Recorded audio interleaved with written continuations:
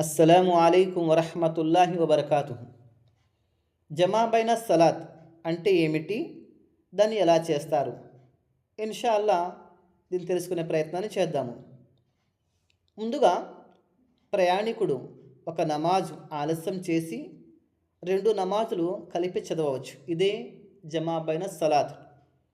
ఇక హదీస్ విలువను మనం పరిశీలన చేసినట్లయితే కనుక అనస్ రదియల్లాహు అన్హు ఉల్లేఖిస్తున్న ఈ హదీసులో ప్రవక్త ముహమ్మద్ సల్లల్లాహు అలైహి వసల్లం మిట్ట మధ్యాహ్నం సమయం కంటే ముందుగా బయలుదేరవలసి వచ్చినప్పుడు జొహర్ నమాజ్ను అసర్ నమాజ్ సమయం వచ్చే వరకు చదవకుండా ఉండి ప్రయాణం సాగించేవారు.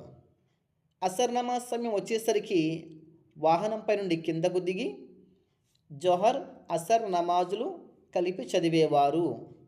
ఒకవేళ ప్రయాణానికంటే ముందే జవాల్ సమయం అయిపోయినట్లయితే జొహర్ నమాజ్ చదివిన తర్వాత ప్రయాణించేవారు. ఈ విధంగా ప్రయాణానికి ప్రవక్త సల్లల్లాహు అలైహి వసల్లం వారు బయలుదేరేవారు. అంటే ఈ యొక్క హదీస్ వచ్చేసి సహీ బుఖారీ గ్రంథంలో 2 హదీస్ నెంబర్ 1112, అలాగే పేజీ నెంబర్ 232. అయితే ఇక్కడ మీరు ప్రయాణం చేస్తున్నారనుకోండి, ప్రయాణం చేయవలసి ఉంది.